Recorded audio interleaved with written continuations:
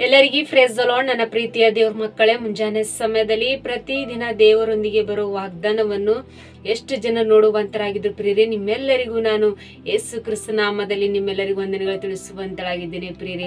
ಮುಂಜಾನೆ ಸಮಯದ್ದು ಪ್ರಾರ್ಥನೆ ಮಾಡ್ಕೊಂಡಿದ್ರೆ ಪ್ರಿಯರೇ, ವಾಕ್ಯನ ಓದ್ಕೊಂಡಿದ್ರೆ ಪ್ರಿಯರೇ, ಮುಂಜಾನೆ ಸಮಯದಲ್ಲಿ ದೇವ್ರು ನಮ್ಗೆ ಎಷ್ಟು ಒಳ್ಳೆ ಅದ್ಭುತ ರೀತಿಯಾಗಿ ವಾಗ್ದಾನ ಮೂಲಕವಾಗಿ ಮಾತಾಡ್ತಾರೆ ಪ್ರಿಯರೇ. ಪ್ರಿಯರೇ, ಮುಂಜಾನೆ ಸಮಯ ಎಷ್ಟು ಜನ ವಾಗ್ದಾನ ಕೇಳ್ತಿದ್ರು ಪ್ರಿಯರೇ. ಯಾವ ವಿಷಯದಲ್ಲಿ ನೀವು ಚಿಂತೆ ಮಾಡದಂಗೆ ದೇವ್ರ ಮೇಲೆ ನಂಬಿಕೆ ವಿಶ್ವಾಸ ಇಟ್ಟು ನೀವು ವಾಗ್ದಾನ ಕೇಳುವಾಗ ದೇವ್ರು ನಿಮ್ಮ ಜೀವಿತದಲ್ಲಿ ದೇವರು ಅದ್ಭುತ ರೀತಿಯಾಗಿ ನಡೆಸುವಂತ ದೇವ್ರು ಪ್ರಿಯರೇ. ಈ ಮುಂಜಾನೆ ಸಮಯದಲ್ಲಿ ನಮಗೆ ದೇವ್ರು ಕೊಟ್ಟಿರುವಂತ ಅದ್ಭುತ ವಾಗ್ದಾನವನ್ನು ನಾವು ಧ್ಯಾನಿಸಿಕೊಳ್ಳೋಣ ಪ್ರಿಯರೇ. ಫಿಲಿಪ್ಪಿದವರಿಗೆ 4ನೇ ಅಧ್ಯಾಯ 6ನೇ ವಚನ.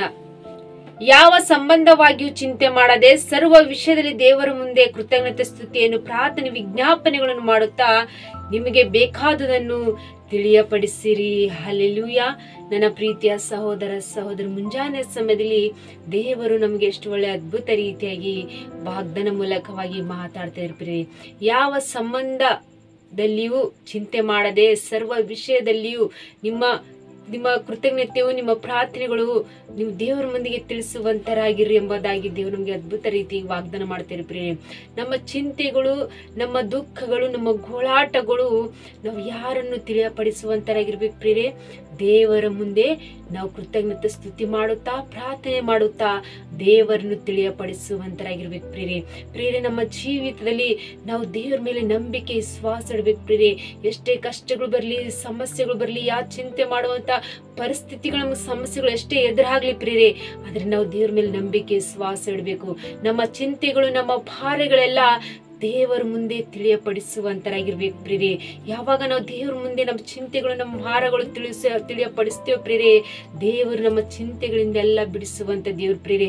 ನಮಗೋಸ್ಕರವಾಗಿ ಯುದ್ಧ ಮಾಡುವಂತ ದೇವರು, ನಮಗೋಸ್ಕರವಾಗಿ ಚಿಂತೆ ಮಾಡುವಂತ ದೇವರು ನಮ್ಮ ಜೊತೆಲಿರುವಾಗ ಪ್ರಿಯರೇ, ಯಾವುದೇ ವಿಷಯದಲ್ಲಿ ನಾವು ಭಯ ಪಡಲ್ದಂಗೆ, ಚಿಂತೆ ಮಾಡಲ್ದಂಗೆ ಈ ಮುಂಜಾನೆ ಸಮಯ ವಾಗ್ದಾನವು ನಿಮ್ಮ ಜೀವಿತದಲ್ಲಿ ದೇವರು ಅದ್ಭುತ ರೀತಿಯಾಗಿ ನೆರವೇರಿಸುವಂತ ದೇವರ ಆತ್ಮ ಏನ್ರಿ ಪ್ರಿಯರೇ. ನಾವು ಚಿಂತೆ ಮಾಡುವುದರಿಂದ ನಮ್ಮ ಜೀವಿತದಲ್ಲಿ ಯಾವುದು ಕಷ್ಟ ಪರಿಹಾರವಾಗುವುದಿಲ್ಲ ಪ್ರಿಯರೇ. ನಾವು ಚಿಂತೆ ಮಾಡೋದ್ರಿಂದ ಯಾವ ಸಮಸ್ಯೆಗಳು ಬಗೆಹರಿಯೋದಿಲ್ಲ ಪ್ರಿಯರೇ. ನಾವು ಚಿಂತೆ ಮಾಡೋದ್ರಿಂದ ಕೇವಲ ನಮಗೆ ಏನ್ ಮಾಡ್ಲಿಕ್ಕೆ ನಮ್ಗೆ ಯಾವ ಪರಿಹಾರ ಸಿಗುವುದೇ ಇಲ್ಲ ಪ್ರಿಯರೇ. ನಾವು ಚಿಂತೆ ಮಾಡೋದ್ರಿಂದ ಕೇವಲ ನಮ್ಮ ಆರೋಗ್ಯವನ್ನೇ ಹಾಳಾಗೋಗುತ್ತೆ ಪ್ರಿಯರೇ.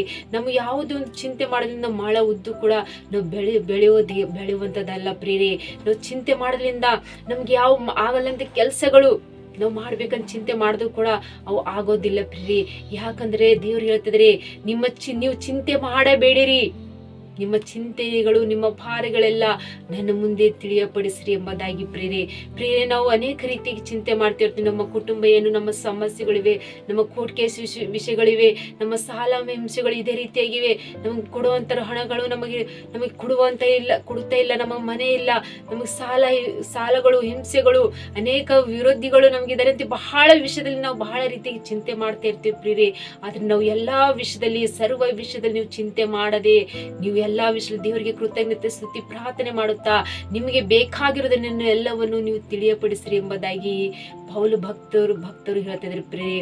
ಇಲ್ಲಿ ಫಿಲಿಪ್ಪಿ ಸಭ್ಯದವರಿಗೆ ಹೇಳ್ತಾ ಇದ್ರು ಪ್ರಿಯರೇ, ನಾವು ದೇವ್ರ ಮೇಲೆ ಯಾವ ರೀತಿಯಾಗಿ ನಂಬಿಕೆ ವಿಶ್ವಾಸ ಇಟ್ಟು ನಾವು ಚಿಂತೆಗಳು ಮಾಡಲ್ದಂಗೆ, ನಾವು ದುಃಖಗಳು ಪಡಲ್ದಂಗೆ, ನಾವು ಎಲ್ಲಾ ರೀತಿಯಾಗಿ ದೇವ್ರ ಮೇಲೆ ನಂಬಿಕೆ ವಿಶ್ವಾಸ ಇಟ್ಟು ದೇವರಿಗೆ ಕೃತಜ್ಞತೆ ಸ್ತುತಿ ಮಾಡುತ್ತಾ ನಮ್ಗೆ ಬೇಕಾಗಿರೋದು ಎಲ್ಲವನ್ನು ನಾವು ದೇವರಿಗೆ ತಿಳಿಯಪಡಿಸುವಂತರಾಗಿರ್ಬೇಕು ಪ್ರಿಯರೇ.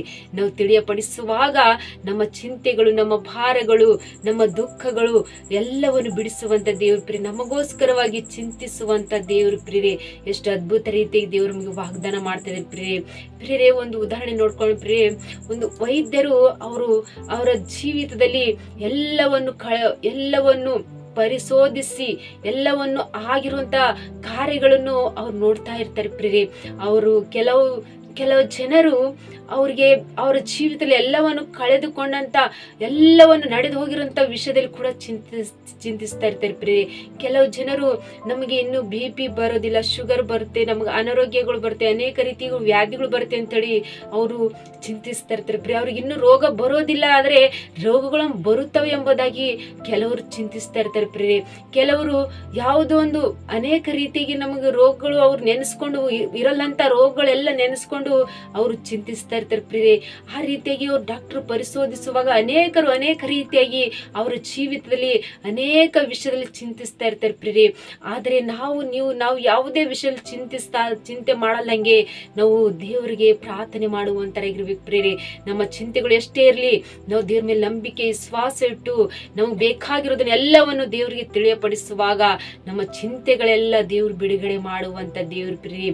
ಈ ಮುಂಜಾನೆ ಸಮಯದಲ್ಲಿ ಎಷ್ಟು ಜನರು ಈ ವಾಗ್ದಾನ ಕೇಳ್ತಿದ್ರು ಪ್ರಿಯರೇ, ನೀವು ಚಿಂತೆ ಮಾಡಲ್ಲಂಗೆ ನೀವು ದೇವ್ರ ಮೇಲೆ ನಂಬಿಕೆ ವಿಶ್ವಾಸ ಇಡ್ರಿ, ದೇವರು ನಮ್ಗೆ ಹೇಳ್ತಿದ್ರೆ ನಿಮ್ಗೆ ಬೇಕಾಗಿರೋದನ್ನೆಲ್ಲವನ್ನು ತಿಳಿಯಪಡಿಸ್ರಿ, ನೀವು ಚಿಂತೆ ಮಾಡಬೇಡಿರಿ ಎಂಬುದಾಗಿ ಪ್ರಿಯರೇ.